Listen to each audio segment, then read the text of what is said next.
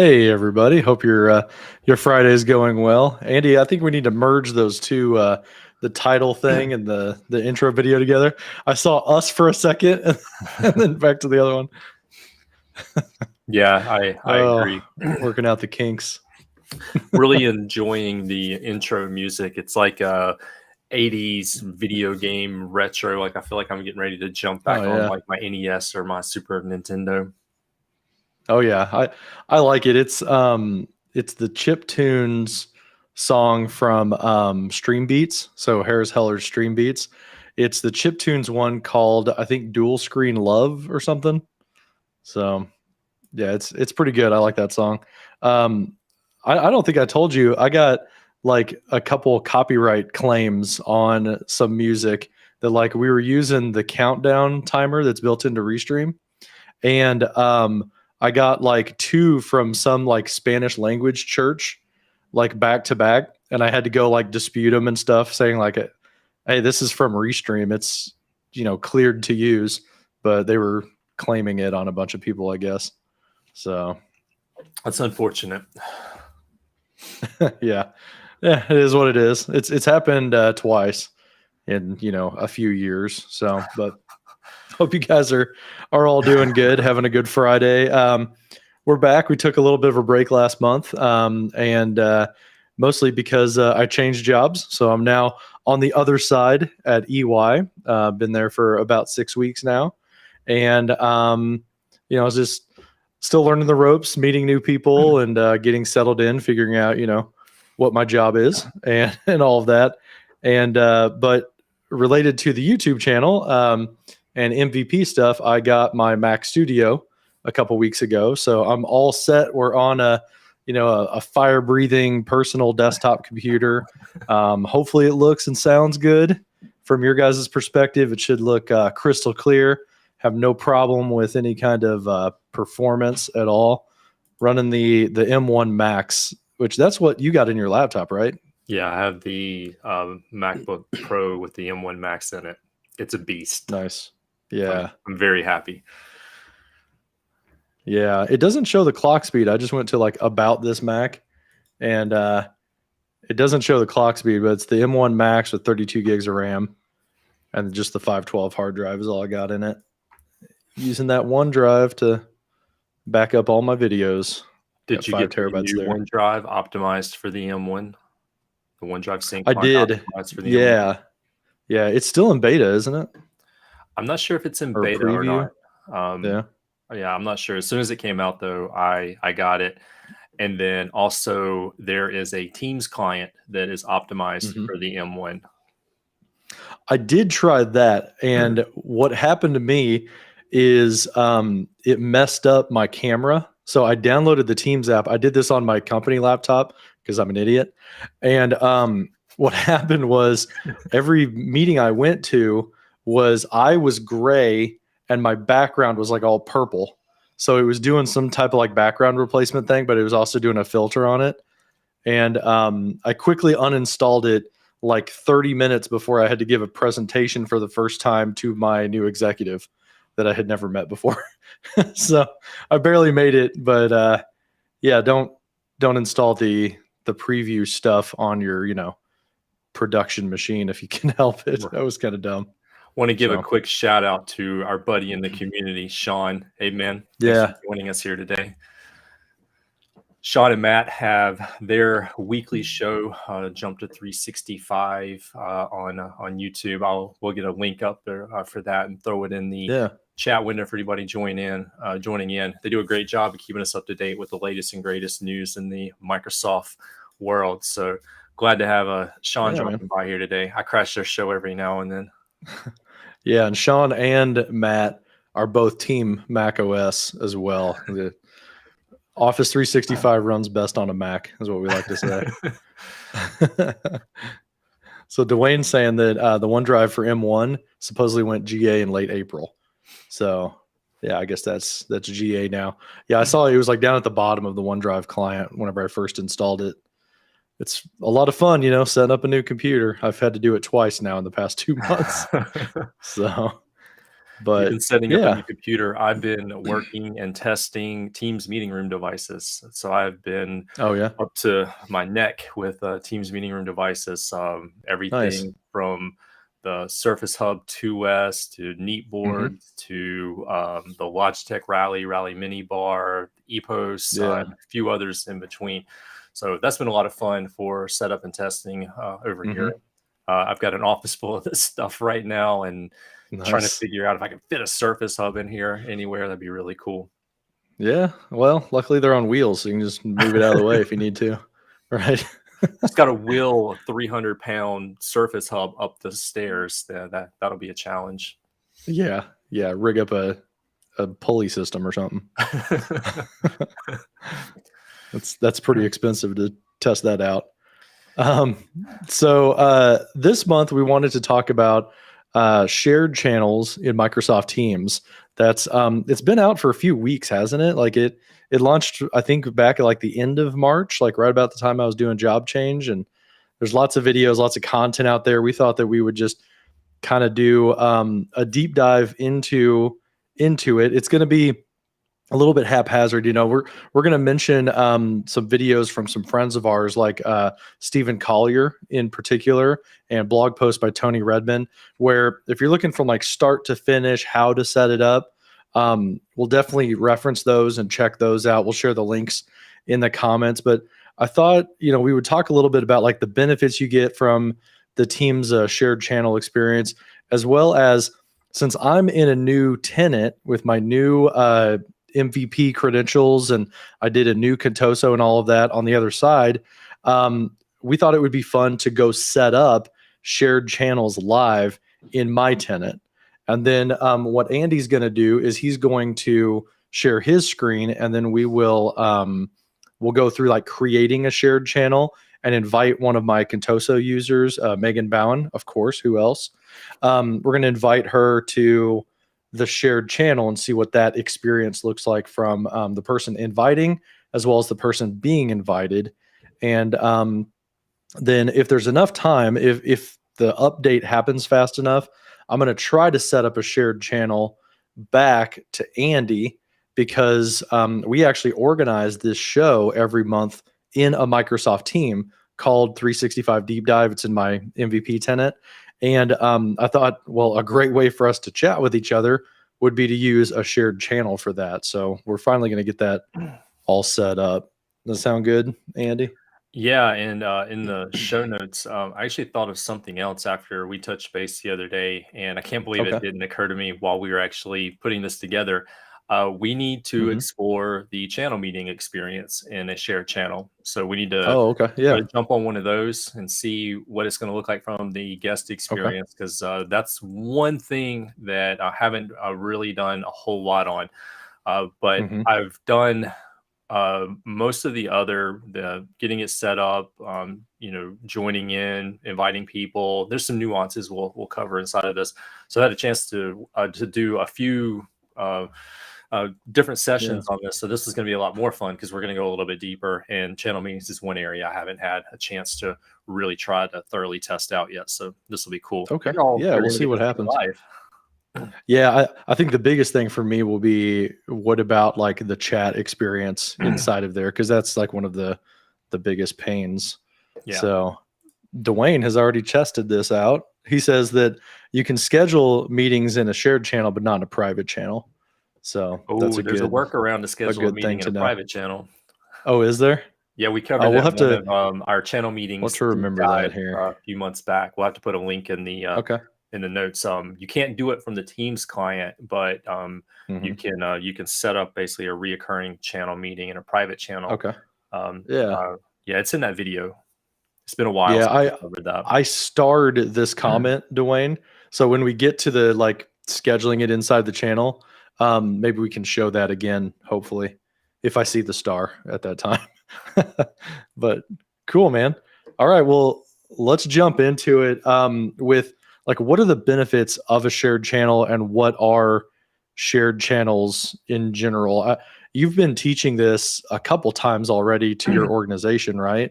Or at like different conferences. Do you have a pretty good like definition of what Teams Connect shared channels are? It is going to minimize tenant switching, which is Yeah. great. It's going to allow you to stay logged in essentially to one tenant, communicate with another tenant, notifications, for instance, but easily be able to join in a channel as part of another team in another organization. My organization, we're undergoing a bunch of mergers right now, and our biggest pain point is communicating with our colleagues that are in another tenant. And we hope that this is going to help to minimize some of that friction.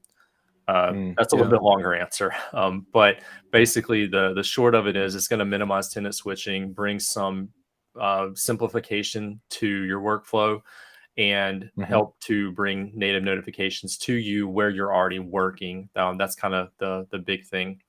Now, Yeah. you mentioned just a little while ago, it's in public preview. So we're definitely testing this out. You and I are testing it out here today.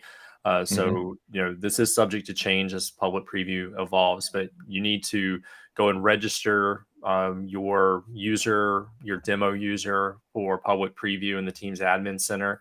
And then takes a few hours for that flag to get triggered, and then you need to switch into public preview, and we'll show you that live here in just a moment.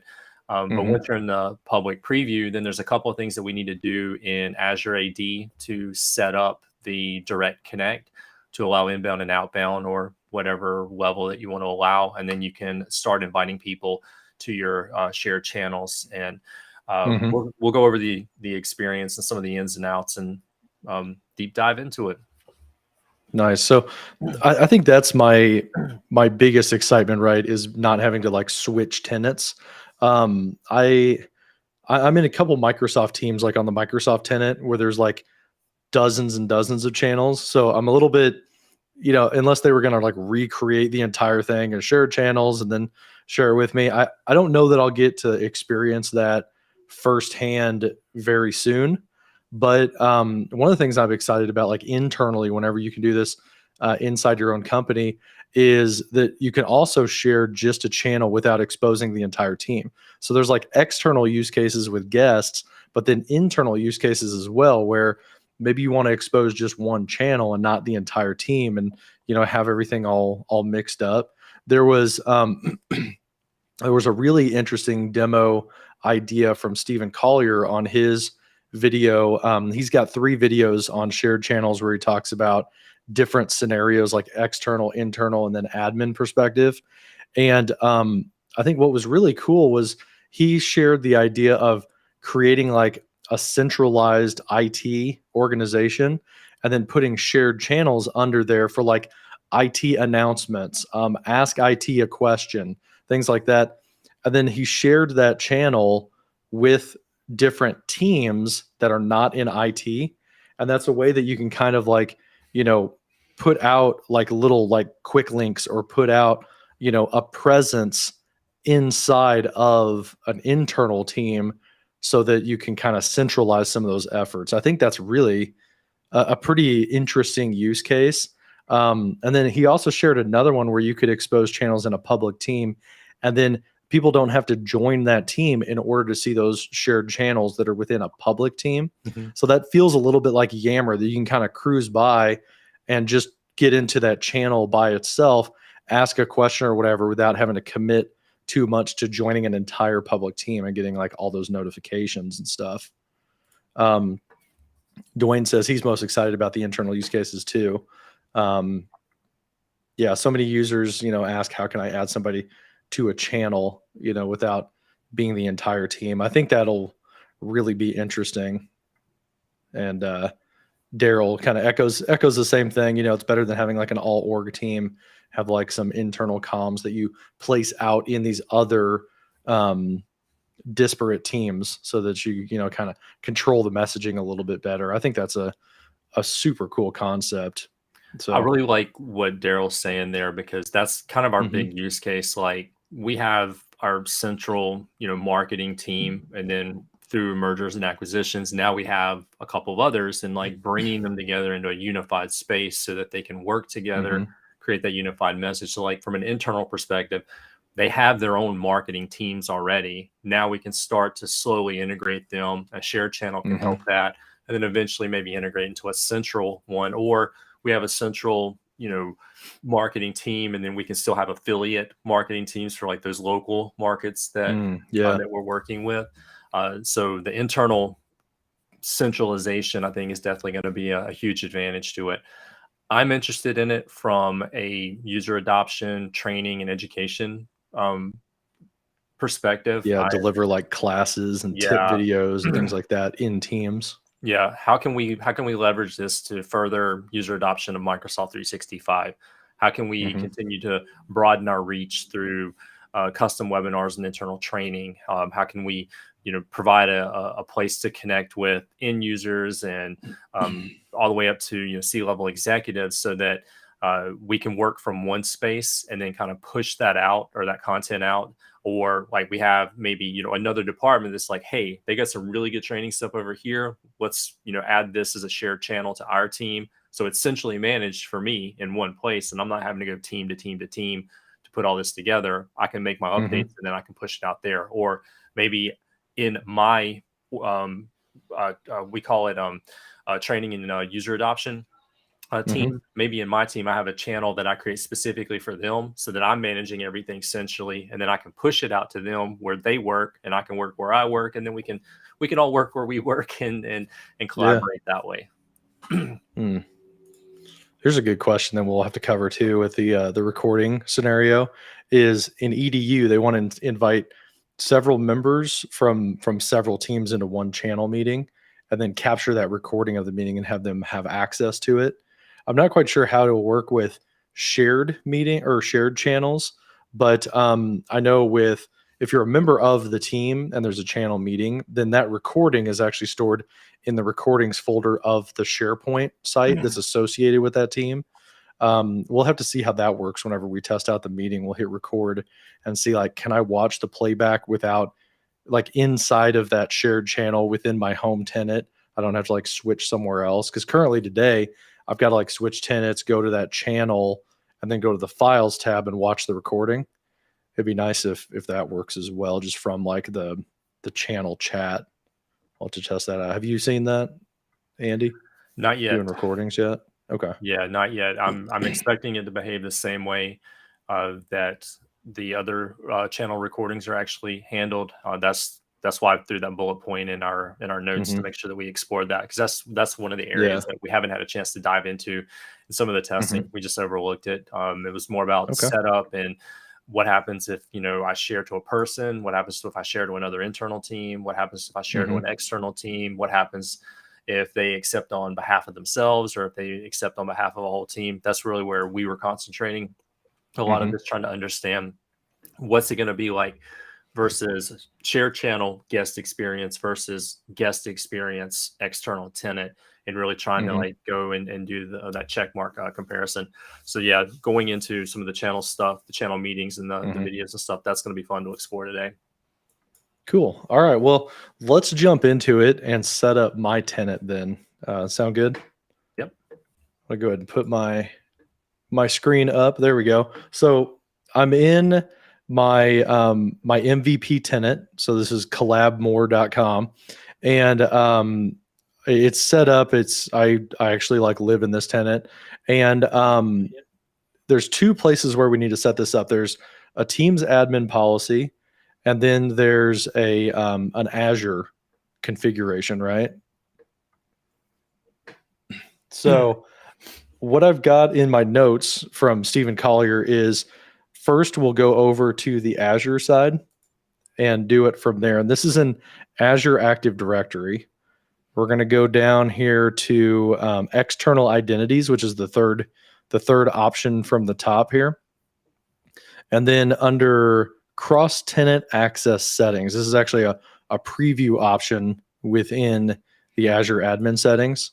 So I'm going to go in there, and you'll see that the default, there's 4 different things that we're going to kind of look at here. The first is this B2B collaboration, and there's inbound and outbound. There's for external users and groups, and then applications.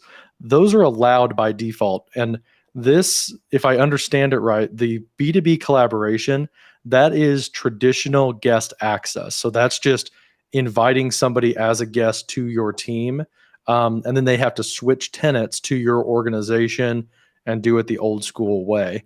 The new shared channels experience is a little bit different. It's called the direct connect. So B2B direct connect, you'll see that by default, that's actually blocked. So we're going to change that configuration so that it's open.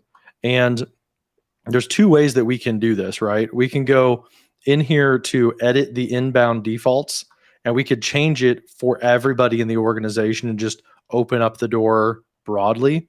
Or if you want to be more granular about it, you can go to organization settings, so that first tab, and then you add an organization to the list. And Andy, what you were explaining to me when we talked about this earlier this week is that basically it's it's open to everybody if you don't put an organization in there. But so it applies to everybody. They just take the default. But what happens is once you add one organization, you have to add every organization into that list. So it basically turns it into a whitelist of sorts where everybody will be blocked except these specific organizations that you turned it on for. Am I explaining that correct?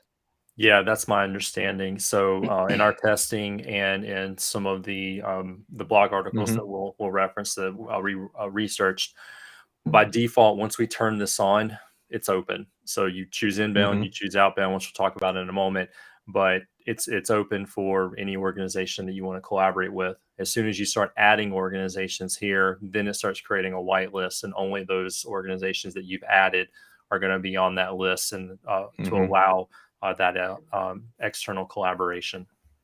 Okay. So I think for mine, I'm just going to go open. That way I don't have to like manage which organizations and all that. It'll be different for everybody's organization, but I'm just going to go in and change mine for the default settings, and we'll enable this ability. So under external, I went in and edited the inbound rules. And then under collaboration, this is the old school method, right? So allow access. Under B2B Direct Connect, this is currently blocked. So we're going to change that to allow. And then I'll also do it for applications as well. So those two places, I'm going to turn them on, and then I'm going to hit save down at the bottom. And then the third tab that I had seen, I don't have MFA configured on here. So, or wait, I do. I'm using the Authenticator app on my phone. But what I understand from Stephen Collier was that if you check these boxes, you check like trust their compliant devices, then if they have conditional access on their side, if they use MFA on their side, it's going to use that MFA so that you're not double multi-factor authenticating where they have to like log in.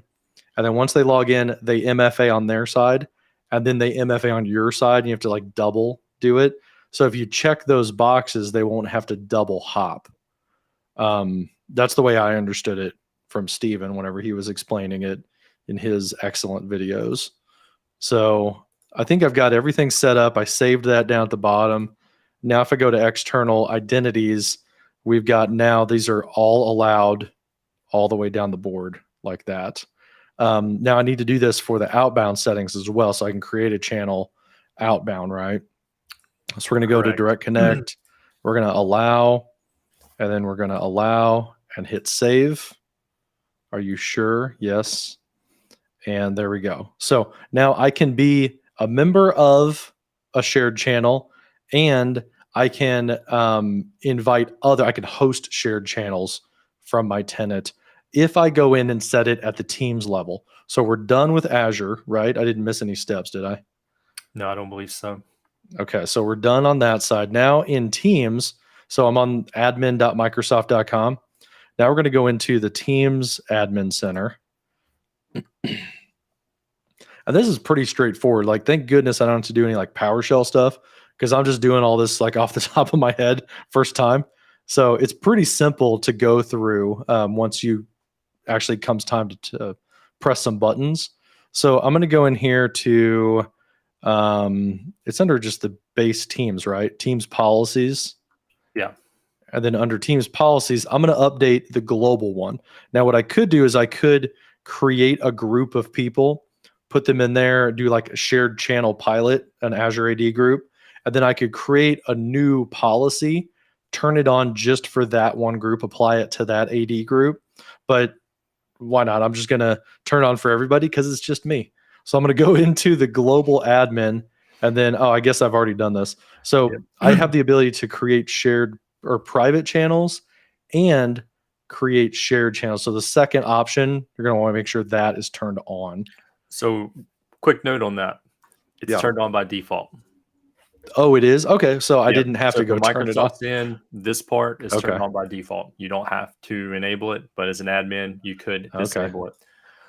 Stephen had a really good blog post. Is it the blog post or video where he talked about 3 separate levels before, kind of going down the onion before you actually get to the user experience.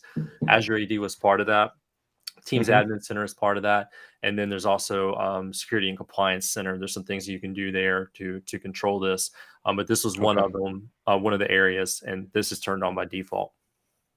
That's interesting. So that's turned on by default, but the other half, the Azure side, is turned off by default. Like, did those teams not talk to each other whenever they decided what their default was going to be? That seems a little interesting. They had a water fight, and the Azure AD team won, so they get to turn it off on their end. It's like only one side turned their key at the same time, right? So whatever. So I should be done then, right?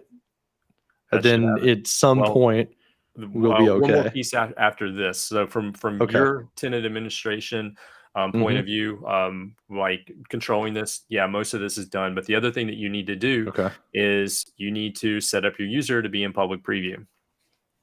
Oh, yes. Yeah. So you have to go down to Teams update policies, which is right here. It's just a couple down the list. And then you have to, again, I have mine set like that. So I'm just going to follow the Office preview. That's the default. I'm going to go ahead and turn it on enabled because I don't have Office necessarily installed for these users. So I'm just going to hard turn it on for those people. Now, as you're turning this on, I want to just let everybody in the audience know when you do this in your environment for testing, some of this could take a couple of hours. I turned it on, let it run, everything happened behind the scenes. And the next morning it was up and ready to go. But it could take a couple of hours for the public preview policy to hit the user, and then a couple of hours for the Azure Active Directory changes to hit your tenant. So if you turn it on and you don't see it right away, go do something else, come back later. Or as like traffic, just wait longer, and then it'll turn on. Right. Okay. Interesting. Yeah. So I don't see the public preview yet on my Teams client, but we'll check that later. Okay. So I should be done then, I guess. And whenever this is GA, you won't have to do the public preview anymore, right? Yeah. So it is public preview right now. I don't know if there is a potential GA release on this. I'll go and check the roadmap in just a little bit, or if somebody joining online wants to post that in the chat, that'd be awesome. But it is public preview right now. It's been in public preview for a month or two. So it's definitely up for testing. That being said, it's subject to change. So if you enable this, don't depend on it in a production environment because things might change a little bit. But you can test it out in public preview in developer tenants like we're using, or if you do go into a production tenant, maybe have a test user account that you're using it on. That being said, once you get it working and you start creating shared channels, you don't have to, you can still access them when you're not in public preview anymore. They're there. They live alongside your other channels. They're there and they're functional.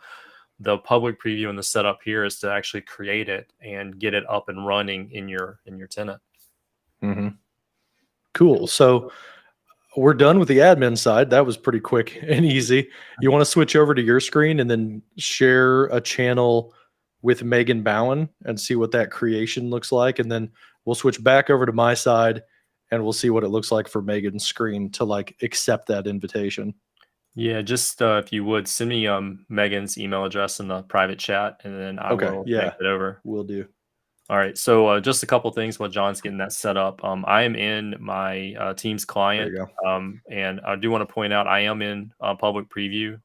It's kind of hard to see on the screen, but somewhere way up here in this corner, there's my user icon, and then there's a P for public preview up there. Mm-hmm. And if you're enabling public preview in your Teams client for the first time, head to the meatball menu, go and look for about, and you'll see a public preview is enabled there. If it's not, you'll just you'll click on it, and then the Teams client will reset. Takes a couple of minutes. It'll reset. It'll load the public preview features, and then you'll be good to go on this Mm-hmm. end. So that's how we switch into public preview in the Teams client. Yeah. And you'll Now, know you're in public preview if there's a little P bubble yeah, on your avatar. It will show like a little P icon. That confused people when it first came out. yeah. All right, so we're in there, and I've already got a couple of examples of this set up. I've got this across a couple of different tenants that I'm working with. So this business Mm-hmm. solution workshop, this is uh, there's a yes, I said meatball menu. Yeah, And Mark, Mark, we said meatball menu. I heard that from a Microsoft employee a couple Yeah. years ago. That stuck with me. That's one of my favorite things, the meatball menu. So I use that all the time now. See, I haven't heard meatball menu. I've heard hamburger menu, which is those 3 lines. It looks like a squished hamburger. But meatball menu is new to me too. Yep, I heard that in. Mark. I don't know if it was in a call or a conference or something. Somebody from Microsoft called it the meatball menu. I don't know if that's an Yeah. official term or not, but You'll have to get that added, Mark, to like an official marketing term at Microsoft. I've been championing that ever since I heard it. That's cool. All right, so I'm here. I'm in my tenant, and Ants menu. then just to point out the business solution workshop. That's me. I own that. I'm the host of that. Now, as I Okay. scroll down, I see there's this MS Teams training, and underneath it, it actually says at company demo, and then it has a channel listed there, and it says external. So there's some clear indicators when you are joining a share channel, when it shows up in line with your channel or your teams and channels. And then there's an indicator here, kind of like almost like a S chain link, kind of, or kind of reminds me of the Stussy logo from years back. Yeah. There's a clear indicator in this channel here that this one is being shared externally. So I'm the host; it's going outbound, and this one is I am inbound to somebody else's environment. So that's what I'm seeing here. Now, as far as like sharing this is concerned, well, let me go through creating the channel first. So we'll go to the meatball menu. We're going to add a channel, and then we'll see underneath privacy, we now have standard, private, and shared. So we can choose people from our org, other orgs to have access. Give the channel a name. So I've already got one for marketing. We'll create a 360. Well, no, I don't want to use that because we're going to use that for another team. We'll do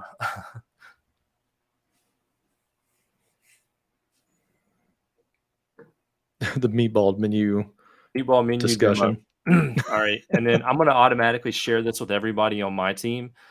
So anybody on my team, they're going to be able to see and have access to the channel. If I don't want them to do that, I just uncheck the box, and then I can limit it to specific people, even within my own team, to be able to share external. So there's going to be like 4 different levels that we go through with this. All right. So we're adding the channel, and now it's going to ask me, go ahead and share that that channel with people outside the organization. We can also do this internal to the organization. We'll show that in a moment. So let me go grab this email address. All right. So I'm going to send it to Megan. It's going to tell me she is external, clearly identified, and then hit share. Now it's going to take just a moment, and it'll give me a confirmation, and then we can move away. And you see now it's been shared with her, but it says member. Typically when I share to somebody external, it says that they are guest.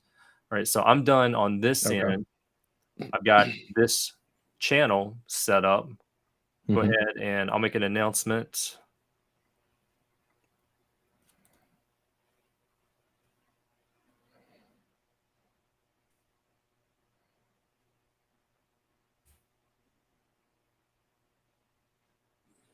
Does she already show up enough that you could like mention her and stuff? We are gonna find out.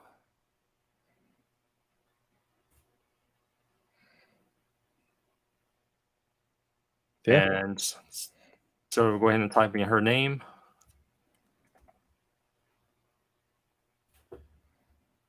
Nice. And we'll send that out. Okay.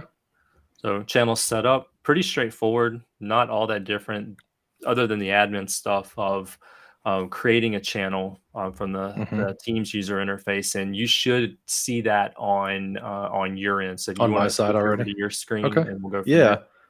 While I'm moving that stuff off screen here, Daryl had a question or a comment that was like, "Hey, it'd be really nice if there was like a sub menu right there that would show where that channel lives.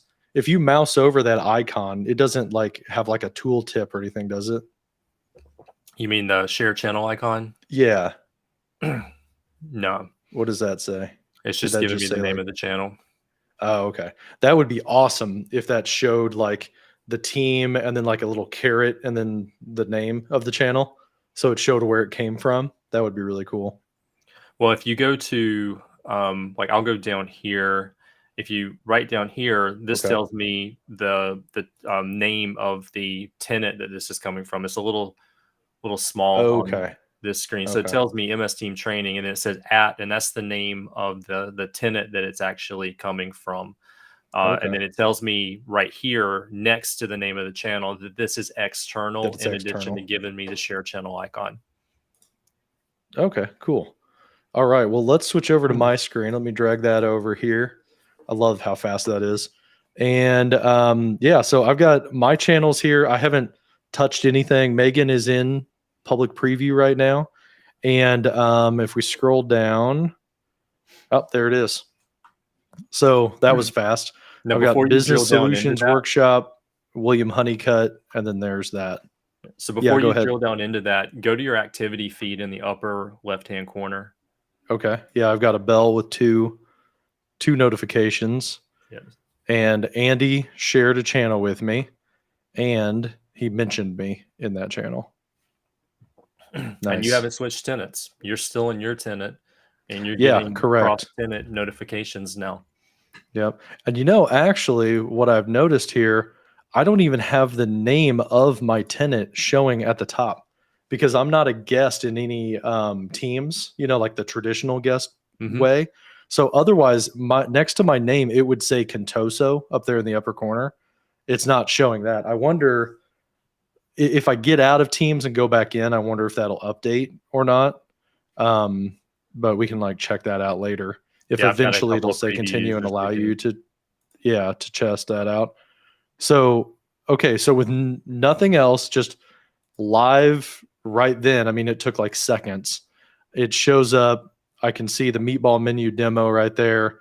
And I was mentioned, and then I can say, you know, thanks at Andy. And I can mention you back. Of course, I'll need to send a GIF. Meatball. All right, let's see here. Whoa. I zoomed in too much. There we go. I'm glad that the GIF search for Microsoft Teams is safe for work. I was a little nervous to go and Google that and To try go to search pull an image in meatball for GIFs. that. All right. All right, let's look at this one. Okay, apparently somebody says meatball power from some MTV show. Of course. Awesome. So yeah, I could just chat right back with you without switching tenants or having any of that nonsense. And I've already received That's cool. the notification and everything on my end. Yeah. That's pretty cool. John Ernst has a question here, which was when it comes to security and encryption, does that depend on the network layer of each org, or can you establish encrypted secured channels cross team or organization? I'll broadly answer this without getting specifics into some of the encryption details. The host organization of the shared channel, their security and compliance applies. Yeah. So if you're joining a shared channel when you join into another org, their security and their compliance apply to that shared channel. If I join one external, I'm joining their security and their compliance guidelines on their end. Yeah, because even if you're, you're seeing it in your home tenant client, but it's owned by that host organization. They're the ones who own that content. It's in their Exchange environment, in their SharePoint environment, their Azure. So, yeah, that's a good question, though. So then Daryl says, for external channels, it's nicely labeled, but for internal, it doesn't show where they're shared from. Okay, so we'll have to do that real quick because I set this up early. I want to go through a use case that Stephen Collier had on his, where he talked about sharing. We talked about it a little bit too, where like you have an IT channel, and it's called like IT announcements, and you put that into different different teams within the same org. I want to create a channel for mine, and I want to use the virtual co-working stuff that Daryl and I have been presenting about. We shared at Teams Nation, and then this week, actually on Monday, we spoke at the Atlanta 365 user group. So I want to try that real quick, if you'll humor me a little bit. So I'm on this big kick, and I've actually created this internally at EY for my own little small group. We're going to try this this virtual co-working idea, where if you haven't seen it before, it's basically like a virtual coffee shop that you set up inside of Microsoft Teams. And then in the channels, you can have these meetings that go on forever. They're 24/7. I mean, they do expire after like 30 something hours, but you just restart it. It's the same meeting inside the channel, and you play music in there, and you don't allow any microphones. And it's a place that you can kind of, during your focus time, you can go join this, listen to like some chill hop music, things like that, and just see other human faces. So I think that's a really cool concept to use shared channels for, because one challenge we had back at my old place was, how do we explain this or share this and kind of drive adoption outside of having just where the team is? So I thought, man, you could share your virtual coffee shop, and Daryl's kind of ahead of me on here. You could share your virtual co-working space inside the other channels, but it's all one virtual coffee shop or one co-working area. So I'm going to create that real quick here. And yeah, her head is swelling with potential. Yeah, I think there's some really cool ideas that we can do that. So I'm going to create this one. I'm going to call it virtual coffee shop, right? And this is where we focus, listen to cool music, and connect via co-working, virtual co-working. So we're going to create that, and then you're going to get a general channel, right? That's where like you would, normally have like your main hub, right? So I'm going to do this. I'm going to add Alex Wilbur, because I always add him to everything. And we've got just a 2-person team right now, and he's a member. That's okay. So we're going to create that, and then I'm going to add a shared channel. So this is my first time practicing this. Add a channel. We're going to call this the hub, right? It's kind of the main area, the main meeting. You could have other channels for like watch parties where you could watch things together inside that channel meeting. You could have a channel for like lo-fi chill hop or synthwave music or jazz or whatever, and kind of play different genres if you wanted to. So we're going to call this the hub. We're going to make it shared. And then we're going to hit share this with everyone on the team. Yes. We're going to add that channel right here. And then, yeah, I'll just try adding it to these other ones right here, and we'll see how does it display, because I think Daryl's onto something. It's going to be nested inside that other team, right? So if I share this with like US sales, right, I can just type team names here, right? Or is this people are the only? No. So I'm going to skip adding people to it, right? So how do I share teams? Share the channel. Okay, here we go. So you right click on the channel, and then under the share channel flyout menu, you can share it with people, a team, or a team that you own. Honestly, I don't know if I'm the owner of all these teams, so I'm just going to do with a team and see what happens on the ones I own and the ones I don't own. So I can do like digital initiative. That didn't find anything. SOC? No. Mark 8? Okay, I'm not seeing any of these come up. Communications? No. Let's try one that I own, because maybe I own all of those teams. Yeah, I own all those teams. So that's why they're showing up now. So I can add, can I add multiples? If I hold down shift, no. If I hold down control, no. Okay, well, whatever. We're going to do this with the communications team. I guess you can only do this one at a time. So that's kind of annoying. I wish I had check boxes. Although I guess people would abuse the crap out of that, right? They would just go and like spam every team that they are a member of, and that could get really annoying. And then let's do the project team, right? We want them to focus.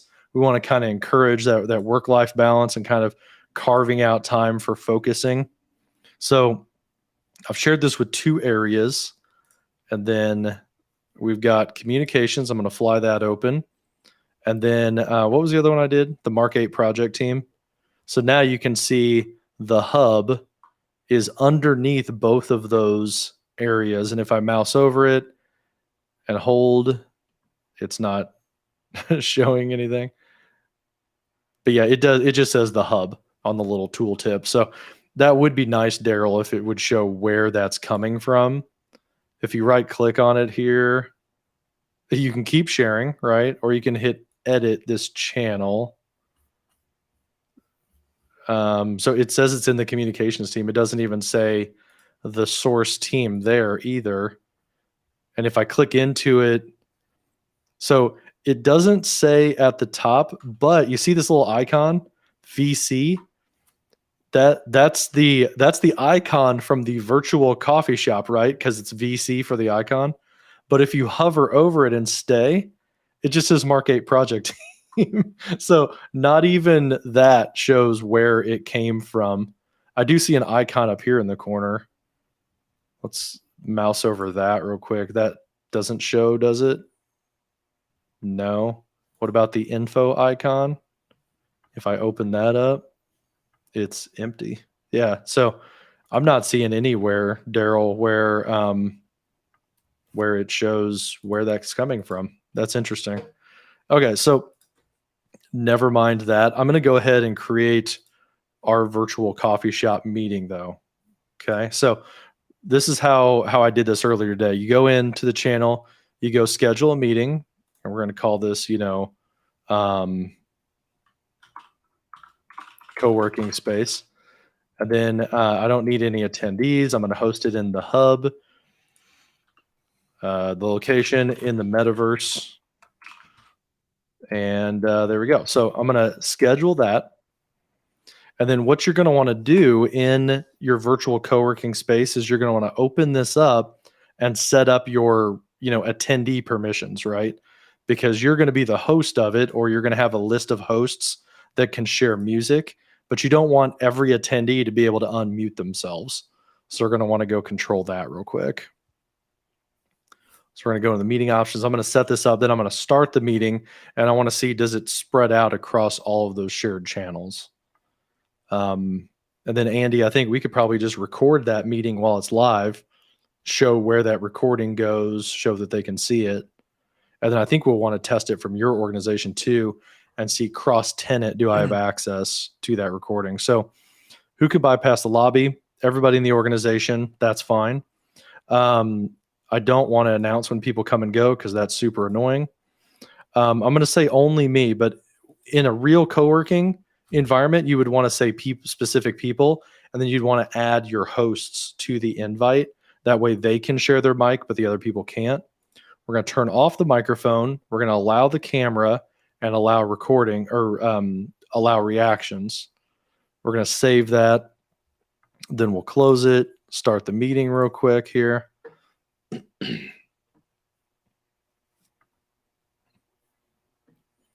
What And then could go this is what wrong? you do. Yeah, then this is what you do for your co-working environment. Well, there's let me fix that real quick. This is from my last demo.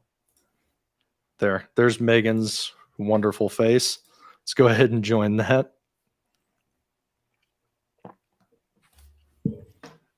And then what I've recommended is it's from Remarkable. So Remarkable Room to Think. This is a really cool virtual like environment where you can like listen to chill hop music and there's like subtle animations and stuff like that. And what I like about it is you can use the features inside of Microsoft Teams to share that system audio. So I've got this playing in the background. You can kind of see some animation that's going and looks great.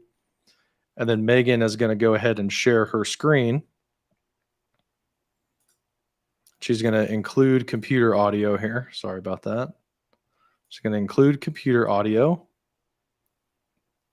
Oh, I have to like connect my mic first. I skipped all of that. Just a second. And oh, I guess I can't do that right now. Okay, well, we'll just leave it be. But what she would do is she would share that screen and then the room to think and just have it like off to another monitor or something like that. And then you'd be playing this music in the background. You would see people's faces, and that's your virtual co-working environment where people can just go have some focus time. So now that this meeting is active, if we go back into Teams, you see if you're a member of the Mark 8 project team or a member of just the communications team, you're going to see the hub. You're going to see that it's an active meeting going on because you get the little camera icon, and somebody can come from either of those places into the same meeting together. They don't have to join the co-working coffee shop team. They just do it from their home team that you shared it with. So that's a really cool concept to kind of spread out the idea of virtual co-working. So that totally worked the way that I was hoping it would. And Daryl's mind is blown. Cool. So I'm scrolling down through the comments here. Yeah, so catching up on comments, he says that's why it's even important to set the thumbnail for your team. Yeah, that reminds me, I never set one for the co-working space I set up. Before we had like a hot air balloon at my old place. Yeah, seems like the external has received more attention because yeah, on my screen it was showing like the external organization and that team name. So that's pretty cool. And to that Yeah, point, so I just want to add to that, like tenant yeah. switching has been a real pain point for a lot of us. And I think this is really going to help to alleviate a lot of that pain. Hmm. I mean, we're just showing it here interconnected between teams. We showed a moment ago how easy it is to connect across tenants. So in a migration Yeah. situation, now we have central workplace as we Hmm. start to onboard. And like I can tell you, one of the biggest pains is like with two separate tenants is where do we work? Because if they work in their tenant and migrate into our tenant, we got to migrate all that content, set things back up. So now we can Hmm. set a central hub. They can work in that central hub as we complete the migration, and that's less for us to migrate over later on, and we can continue our flow of work with Hmm. minimal interruption. But not having to switch tenants, oh, thank you, thank you, thank you. Yeah, that's going to be awesome. Okay, so I started recording that meeting. I'm going to stop recording now, and we'll show. I mean, this isn't going to be that impressive because it's all in the same organization, right? But I'll just show where that recording went in case you have cross-channel recordings. So that's saving the recording right now. It should be in the chat momentarily. I'm going to go ahead and end that meeting. Ideally, you would have your virtual co-working space go on forever. And that was a great quality meeting. So 5 stars. So we'll get rid of that. In a second, it should show the recording here. And note that I'm sitting in the Mark 8 project team right now under the shared channel called the Hub. So that should show up here in a second. the recording. Also, it's going to be, if I do this right, it should be in the files area under a folder called recordings. There's that recordings folder about a minute ago, and there's that video. So we can watch that video back. I can click on it here, and let's see if any of the new stream player stuff shows up for me. No, it doesn't look like it yet, at least not inside the Teams client. But I've seen the transcript button in a couple of my Teams recordings in GA right now, which is pretty cool. So there's the recording. I can play it back from that shared channel location. And let's see if it's in the chat yet. Yes, it is. So there's that chat. It was 35 seconds long. It's going to expire because there's expiration applied, which is 60 days by default. I thought it was 120. I thought Microsoft doubled it to 120 for default. Did they double it? Oh, I don't know. I think it was 60 originally, and then I think they doubled it to 120. That's okay. Teams that's all I've known recording, is 20 or expiration. 60. Okay, so we open it up. There we go. Now I've got the new stream player here. So I can change some of my video settings. I can like view comments on the video. Inside this video, I can upload a thumbnail. So that's cool. That's new. I can change the thumbnail if I want to. I can turn on the transcript for people. So whenever I click generate, it's going to generate a transcript. There's no audio, so that's going to go really fast. Oh, and it looks like I can do chapters too. So yeah, there's a few things here that I can like adjust on that video in GA. I mean, Megan is in public preview right now, but like, you know, this tenant is just normal Contoso. So that's pretty rad. And then you can add new chapters and stuff like that. So those features are definitely rolling out for Microsoft Stream. And yeah, what I want to see though is what about cross-tenant? So I saw that you mentioned me, Andy, in the meatball menu and added some shared channel limits. So yeah, why don't we bring that up real quick, and then we can try a meeting for this. So there's a link. We need to share this in the chat. I'm on it. Okay, cool. So you're gonna pop that in there. Oh yeah. And some of the limitations. I know, Andy, you're big on the limitations. You've been warning people about this in your education. I think some of the big ones that stand out to me are that, you know, the members of a team, 25,000, that doesn't seem like that big of a deal. But the number of shared channels, I could see people running out of shared channels in a team because you can only have 50, where a team can technically hold, 200 channels currently. And then you can share a channel with 50 other teams as well. So that might kind of like limit some of your like being able to spread out, right? You can't have your IT announcements in 3,000 teams across your organization. You're gonna have to pick 50, you know, hard hitting ones.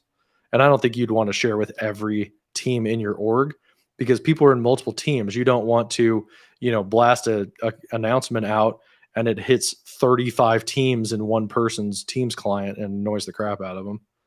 So you got to be a little bit careful about that type of scenario. What other limitations have you stand out to you?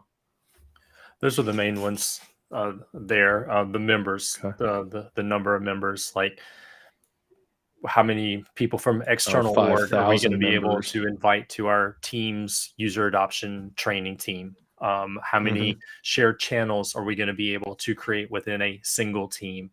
How many teams can we integrate in our current shared channel?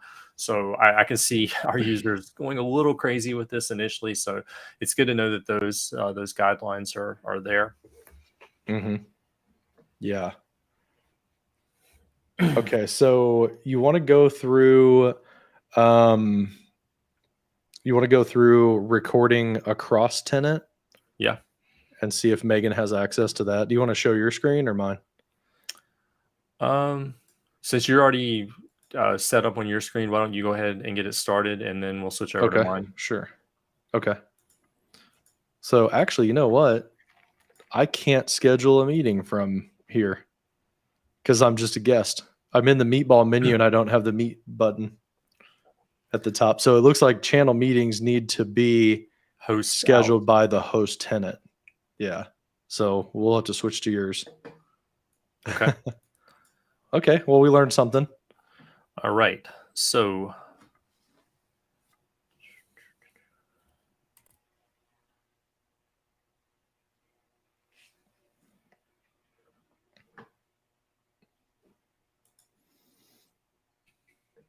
Okay.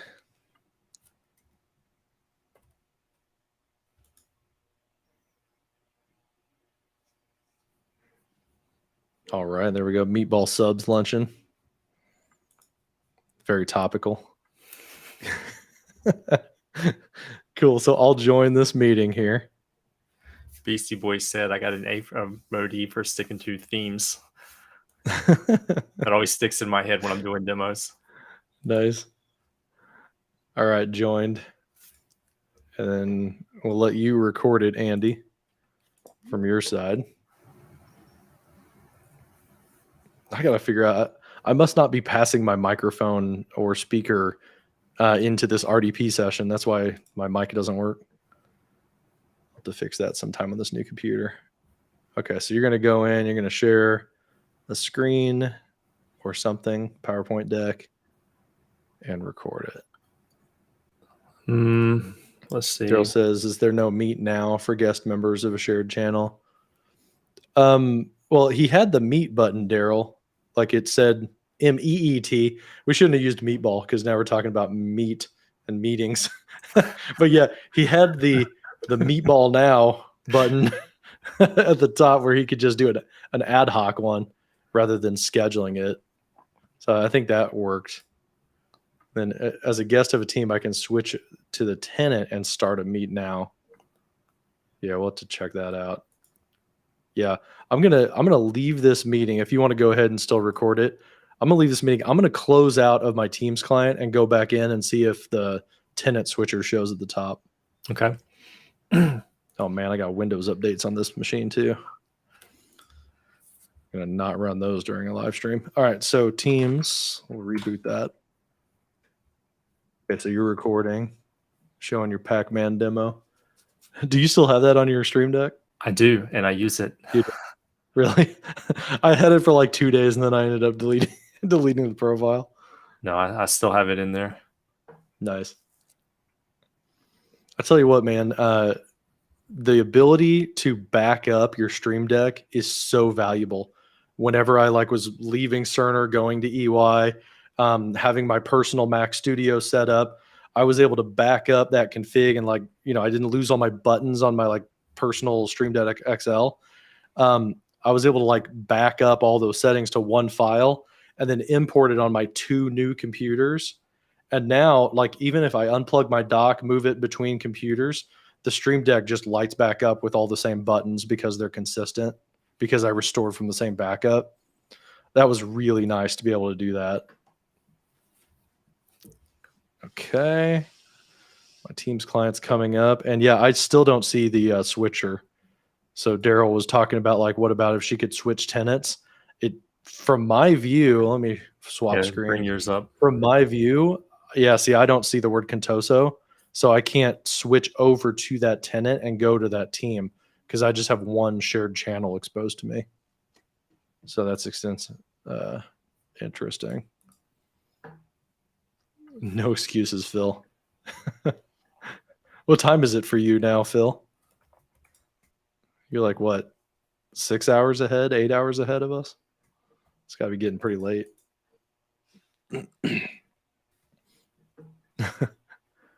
Then for Daryl, it's got to be like 6 in the morning for Daryl. It's ridiculous. 9 p.m. Yeah, 9 p.m. for Phil. Okay, so you've got that recording going. Did you end it yet? Not yet. I'll go. You want me to go ahead and end it? Yeah, so on my side, I see the recording has started. Yeah, what I want to see is when you end it and then it shows for me, can I just watch that back without having to jump through hoops and switch tenants and all that stuff? So recording has stopped. And this is in a meeting I'm not currently in because I rebooted my Teams client, if you'll remember. I'm going to hide this OBS window.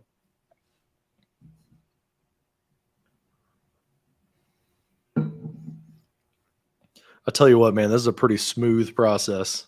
Having a shared channel exposed in your home tenant from another organization.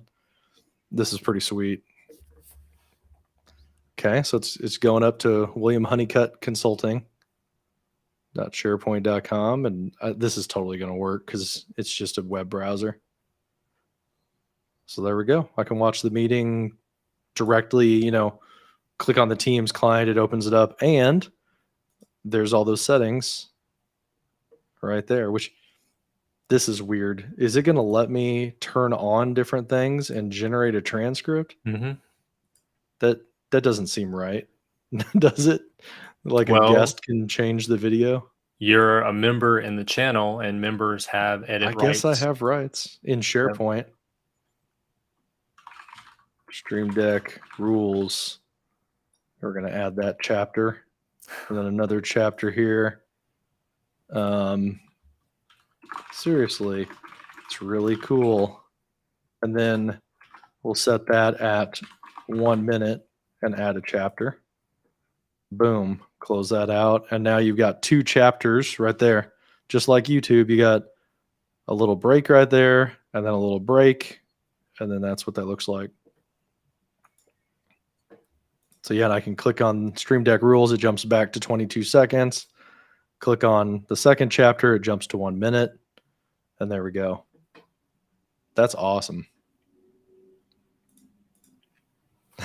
Thanks, Mark, for hanging out. Yeah, thanks, Mark. Yeah, it's always cool whenever he comes by. So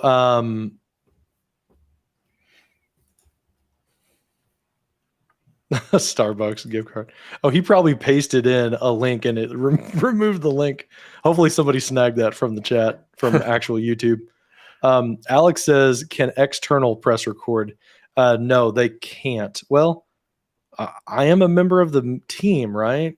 I shouldn't be able to press record. I don't think that's going to work, but I'll join the meeting and I'll try. Let's see here. If it gives me that much power, I'll be really impressed. Either that or we will have found a bug and they'll be like, that's not intentional. No, start recording is grayed out for me, Alex. So yeah, the externals, just like regular guest access, they don't have that quite that much power. So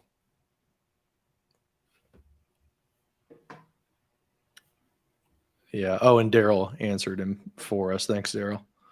So yeah, think of all the fun trying to work out who changed permissions. That yeah. You talking, Phil, about the like meeting or the video settings and like who added chapters to this video.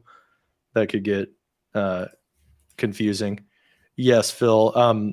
We did cover that a little bit ago. It puts it in the files tab in the recordings folder. So even though it's a shared channel, it kind of has its own SharePoint. It creates a recordings folder inside that channel as well. So that's good. Alex wants to see, what are the settings on the shared channel? Can you turn off @mentions and GIFs and the fun stuff, things like that? Yeah, I'm curious about that. Why don't you do it from your end, though? You're technically okay. Guest member, yeah. So why don't you see what you see first? Yeah, so from a guest, I can hit manage, and then, well, I can't really do much of anything. I can just see who the members are inside of the team and the members right there.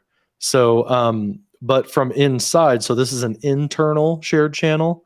I go to the hub, and then I'm going to manage this channel right here. I can see who sent invites to what places, and I can accept those. You do have 14 days as an owner. You have 14 days to accept those invitations that were sent on behalf.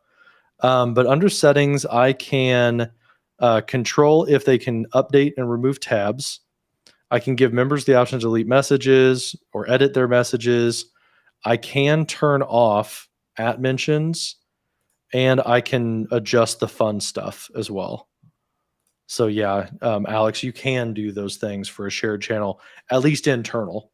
Now, I assume Andy, you can do that on your side, right? Mhm. As well. Okay, Yeah. cool. That's good.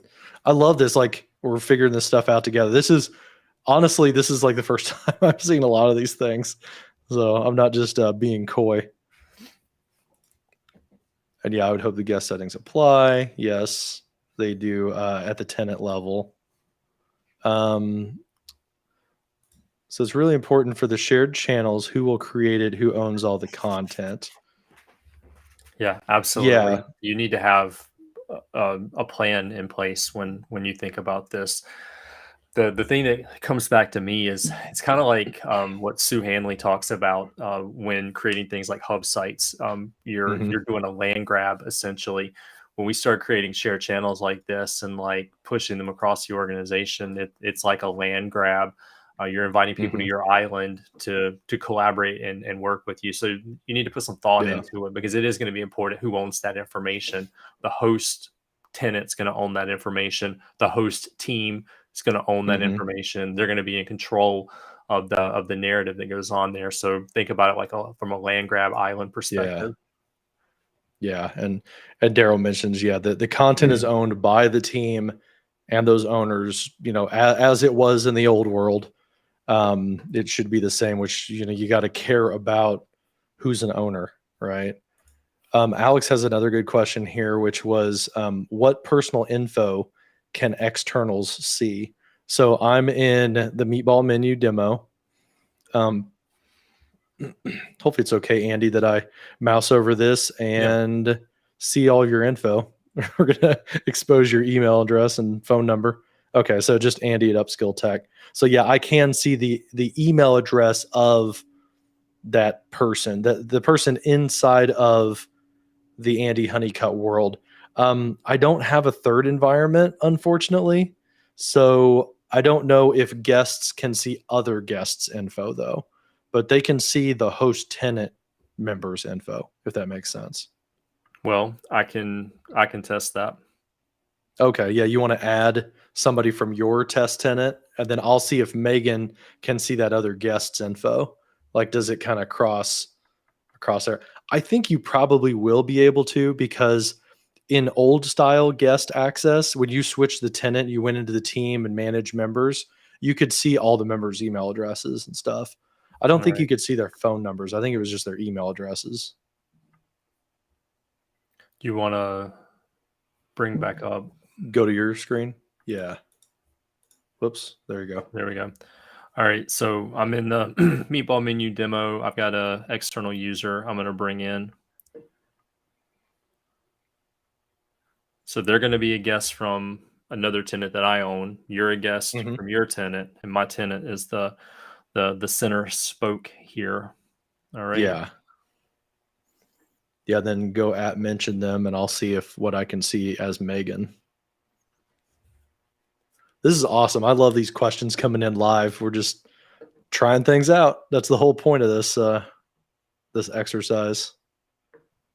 I think we all learn a lot together by going through these things. That's a good meatball gif. All right. So, um, well, I just did that as me, As Andy. Okay. but I need to go over here. All right. So this Yeah. is the external user that I invited. So let me go ahead and accept. Okay. All right. So now I'm in.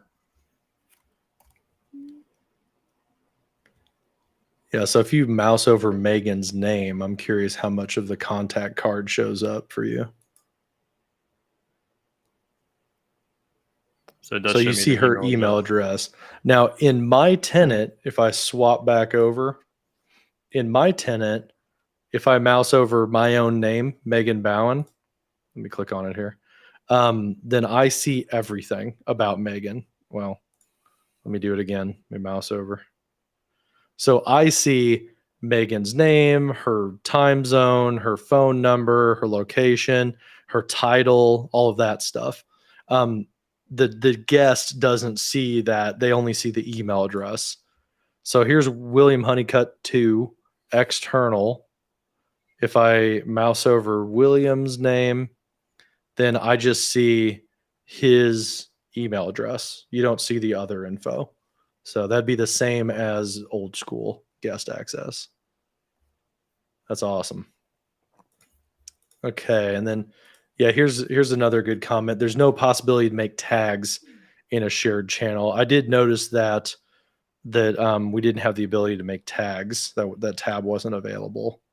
So that's kind of a bummer because tags are a really cool feature in Microsoft Teams, in my opinion. Kind of add another level of organization. You're not able to add tags, right? No. Okay. Yeah, I didn't see it on my side either. Okay.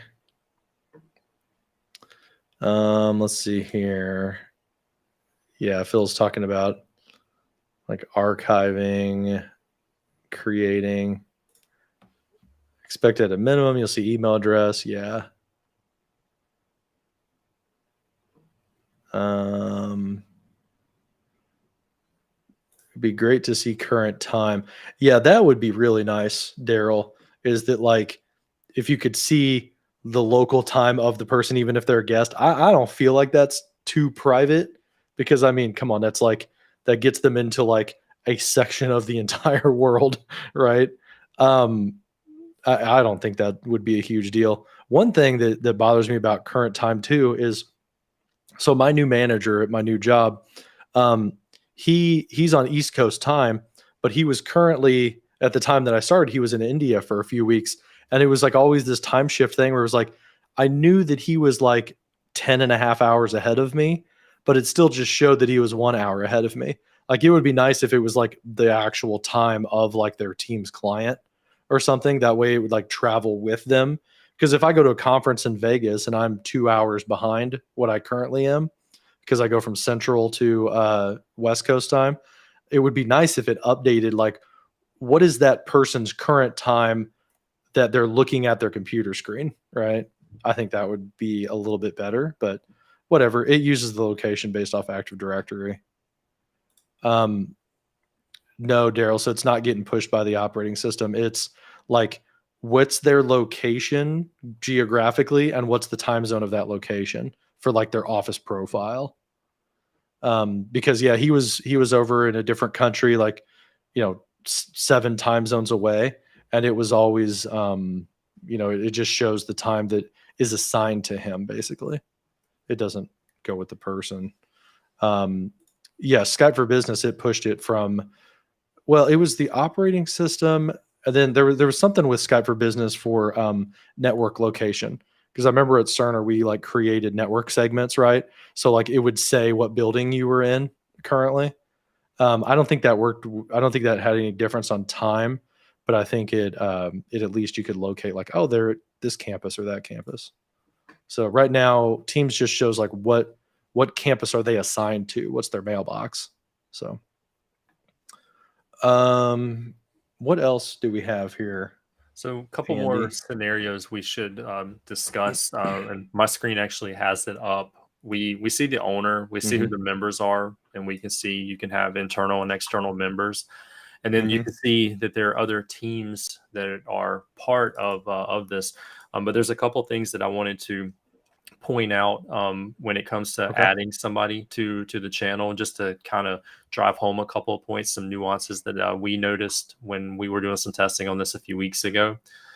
So I'm going to head back and I want to share the channel. And so you see, you can share it with people, with a team, and with a team you own. We've done the people one a couple of times. So like, external works really well there. But I'm going to share it with a team. All right. So I want to point out a couple things in here. This person will accept the invite on behalf of their team. If the person is outside of your org, type in their email address. So that one's really interesting. So what I want to do is I want to invite a test account that I have in my tenant and have them accept on behalf of their team. All right. So I'm going to invite this person. I'm going to send the invite over to them. All right, so invitation was sent. All right, so I can go and click on send invites, and you see this, it's going out there, but notice it expires in 14 days. So that it'll sit there for 14 days and then it'll expire. So let's actually go over to that user.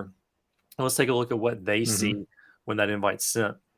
All right, so I'm over here. This is that test account, and I've got my activity right up here. And so it tells me, they shared this channel with you, and I have the ability to go in and accept or decline.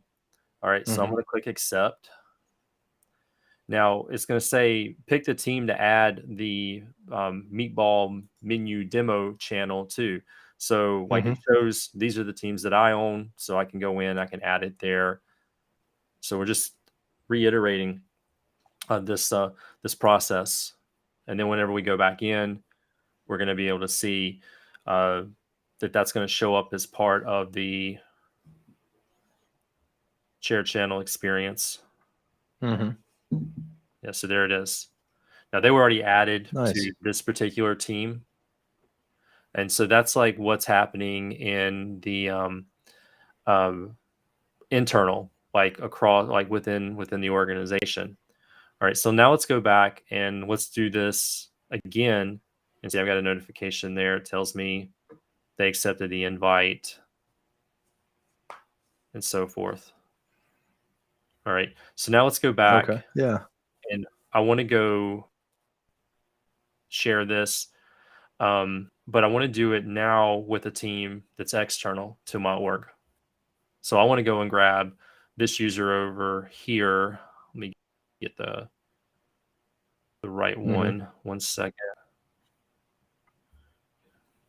All this copying and pasting. All right, there we go. So this is the external user that owns this tenant. All right. So this person's external. I'm going to send it to that team owner, and I'm going to send the invite. All right, so invitation was sent. So I should see, the pending menu, and we'll manage that.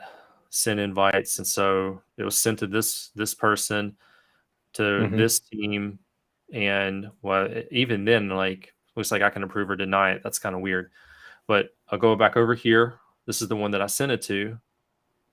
Pending invitation, and I can accept or decline. All right, so I'm going to choose accept. I'm that other person.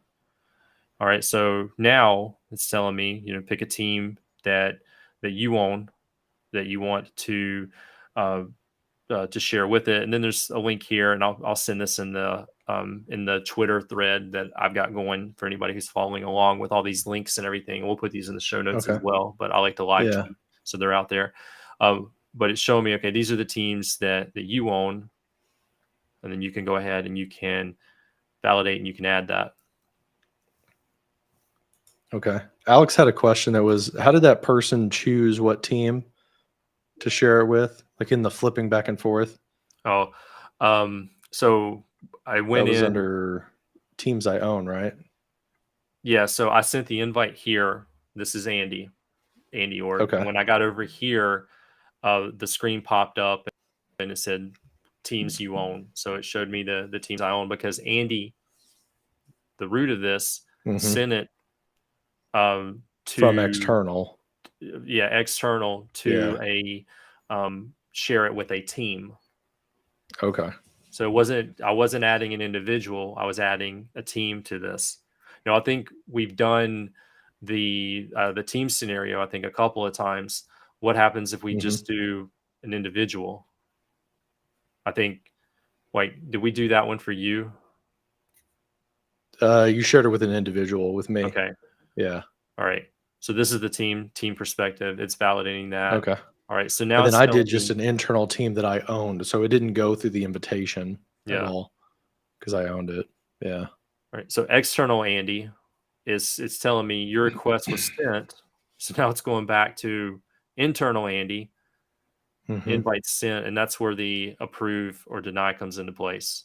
Yeah, for an entire team here, so I'll approve, and then I'll approve. So it looks like we've got a 2-step verification process. Like I send it out, you've got to accept on your end, and then I got to double verify, double check for probation, and then we head back. Then I'm in the channel. So this is external Andy. Yeah, it's like both guys got to turn their keys, like one on each side, to kind of bless that and then they get added. Yeah, and so now you see it's Nice. showing up over here, the channels that were shared with this external user. Mm-hmm. Yeah, And Daryl says, can you share it with an individual, see if the receiver can pick a team or multiple teams? all right, so let me. All right, so let's go back. Let me switch over to another Oh, wow. team. And in mine, Andy, I just noticed at the bottom of mine, now it says this channel is shared with members in other orgs. So because like a third org got added, it let me know that, hey, there's people, not just the two that you were talking to, there's now another one added in there.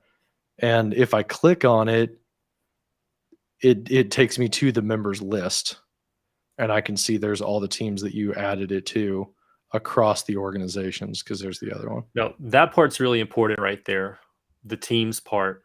So it shows for Mm-hmm. this channel all the teams that it's shared with. So it shows the organization Yeah. that they're coming from, but notice it also has a members column. And in the members column, Mm-hmm. if you hover over that and blow it up, Yeah. How number of many members, people there are. and then there's one, it's got a home icon and it designates that as the home icon. Mm-hmm. And then you can drill down Man, into and it. it even shows the people in that team that's in another organization that you don't have anything to do with. Yep. You see the owner, you see the Yeah. members coming from that other team. So when you Mm-hmm. share with another team, you You can see their share it name and their to email address, by the another way. team owner. They can accept on behalf of their team. And the cool thing about this is they Mm-hmm. can manage their team on their end. You shared it Hmm. with them, their team. So as the owner, they can manage their team. As Just people add come more and people go, to it. they can update their membership. And then because you've double secret probation approved, it's going to Mm-hmm. allow them to manage membership and pass it back into the shared channel. So you don't have to worry Yeah. about maintenance on the other end. They handle that on their end. You handle the Nice. channel on your end and your members. That's, to be honest, that's pretty well thought out. Yeah. In my opinion. The fact that they let it drill down and like, okay, who's in that other team at that other org?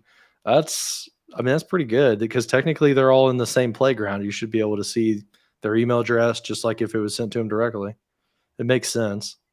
Yeah. But I mean, Nice. just the subtleties here, like it tells you how many teams you've shared it with, the organization, Mm-hmm. the number of owners. It identifies the home team with the home icon, and then if you drill down into any one Mm-hmm. of these, it tells you specifically the members that are coming Yeah. from that other org. So, like you're saying, well thought out. Kudos. Hats off Yeah. to this team. There's that host team icon Yep. right there as well.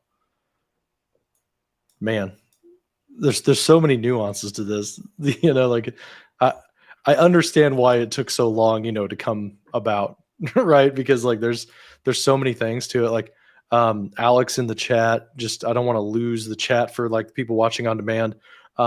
He asked if the at channel still works. And then a couple people answered him as well that, hey, yeah, it does. So you can still at mention the whole channel if you want to, um, as well.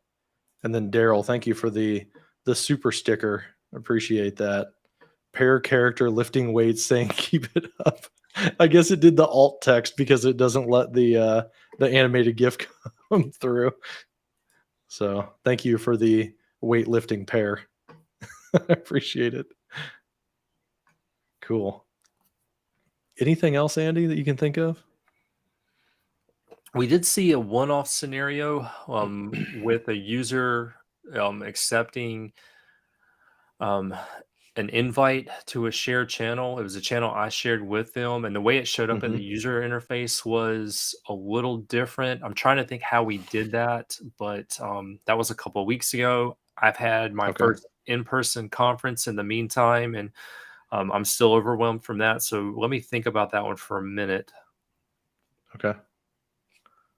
Yeah. While you're thinking about that, I will wrap up part of this with I'm going to share all these links in the chat, as well as I'm going to add all these links to the description on YouTube. So if you guys are watching on YouTube, But I wanted to share where I've been learning all this stuff from for the past like few weeks. First off is Stephen Collier. And I'll try to like add an info card too if I remember on YouTube. But he has a playlist about shared channels. It has the admin perspective, the external perspective, and the internal perspective.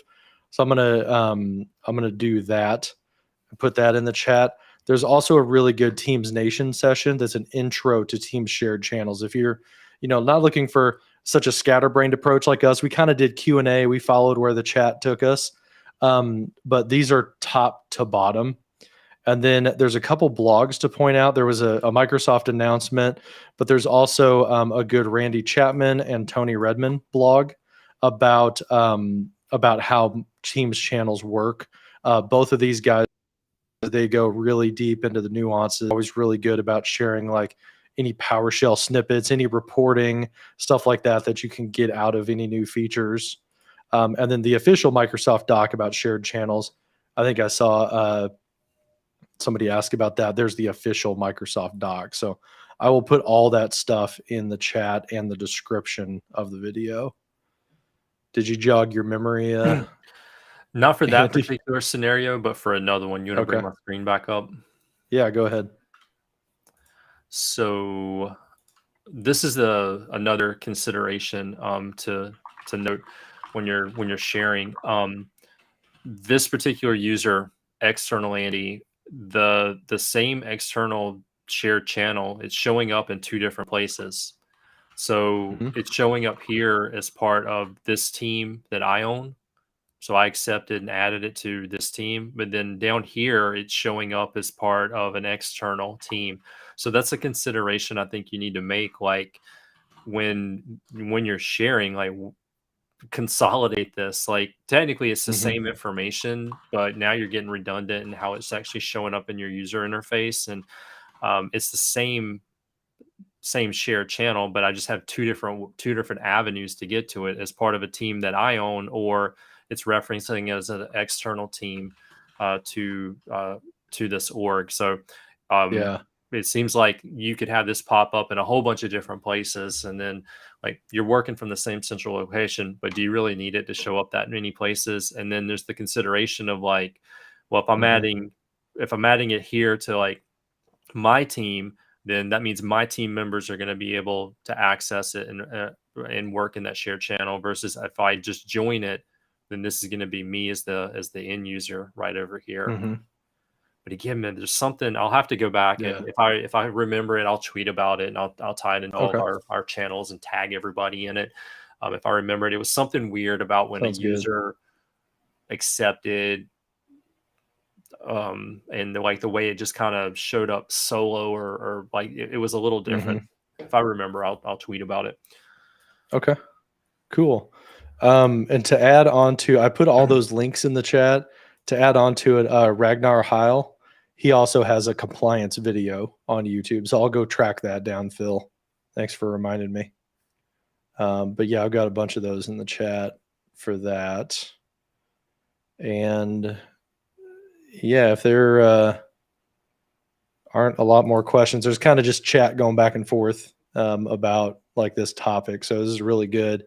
I'll have to remember on YouTube not to trim or edit or do anything with this so that the chat is retained. So if you're watching this on demand on YouTube, you'll be able to watch the chat live in the little player. So yeah, this was a really active one.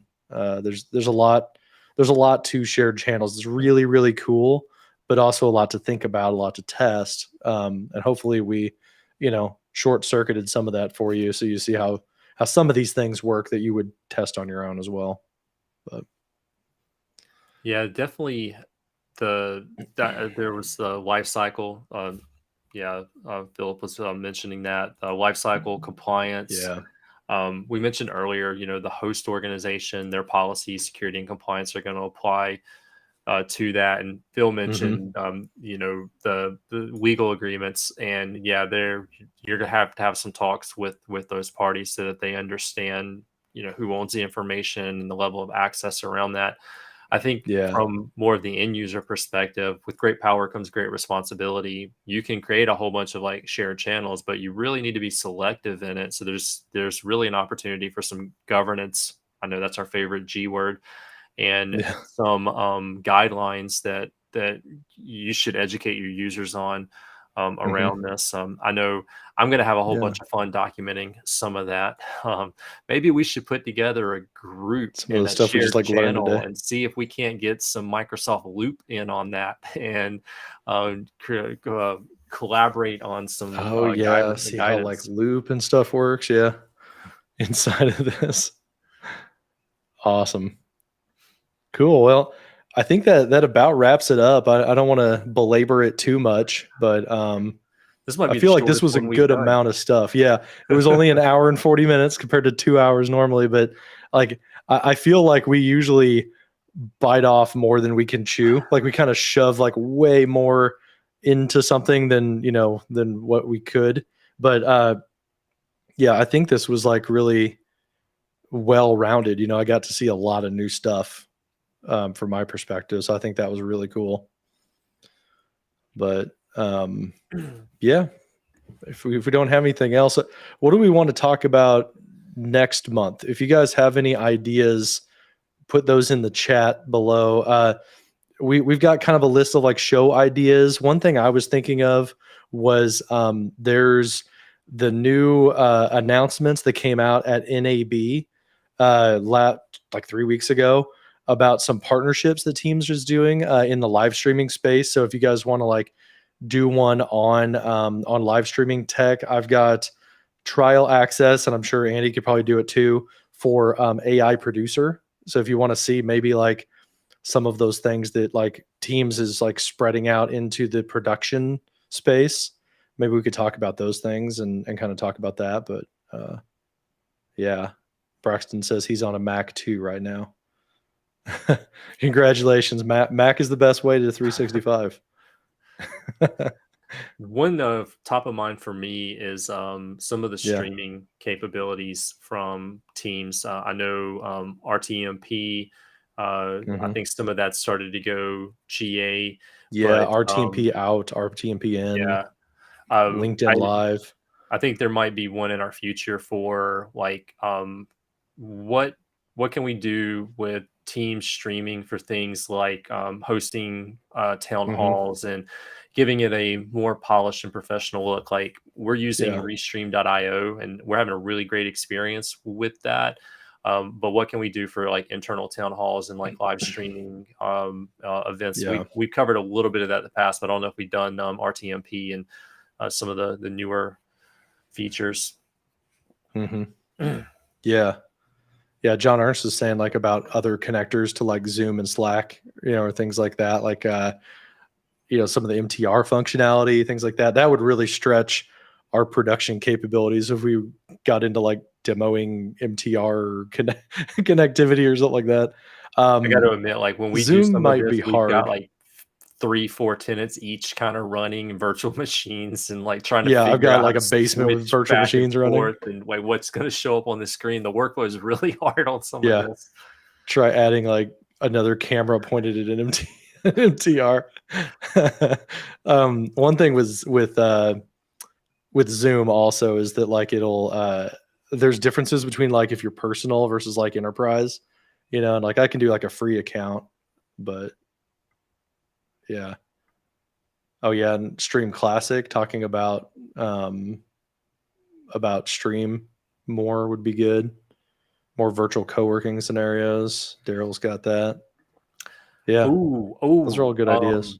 virtual co-working, but also like hybrid workplace. That's one that my team and Hmm. I are like really digging deep into right now. How can we Yeah. provide a great hybrid experience, not just for like meetings, but for like a co-working scenario, a training and education scenario. That's one that we're Yeah. exploring. Like, how can you do it?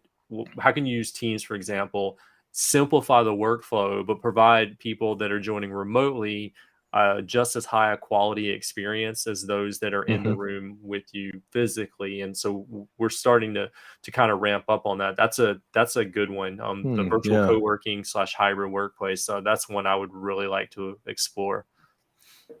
Yeah. Okay. Yeah. So why don't maybe we'll try something here. And we've got like several ideas. Maybe we should put together like a Twitter poll, or I think I might be able to do a poll on YouTube also, but maybe we could put it in a couple places like LinkedIn, Twitter, and YouTube, to kind of narrow down like next month's topic. And maybe we see what you guys want to talk about and do it that way. That'd be cool. Yeah, really love the collaboration Okay. on this. Thanks everybody for the Yeah. great conversation and the ideas and really helping us to think outside the box on some of this. As John said, we just kind of followed the chat on it. We had an outline and we kind of we're going through it, Mhm. but your questions and your interaction was definitely guiding this. This was a lot of fun. Really Yeah. like doing This was this. great. So really appreciate you all Mhm. participating in this one. Yeah. Yeah, and Daryl, we're gonna start working on that raid feature for YouTube. You can like send all your viewers to a premiere of another channel or to another live stream. So like I want to build like a network of like folks that are doing, like these live streams, these video creation, people like Steven, people like Daryl and Daniel, people like Matt and Sean, Ragnar. If they're like premiering a R&D with video, Reza maybe and we Daniel can kind of Christian. like, yeah, maybe we can kind of like lead people to each other's channel and kind of Yeah. share that way. So I think that'll be good. But awesome, guys. Well, sounds good. I think we'll just leave it there then. Thanks again for watching. This was a great time, tons of chat, and I hope you all have a great weekend. Thanks everybody. Take care, everybody. Bye.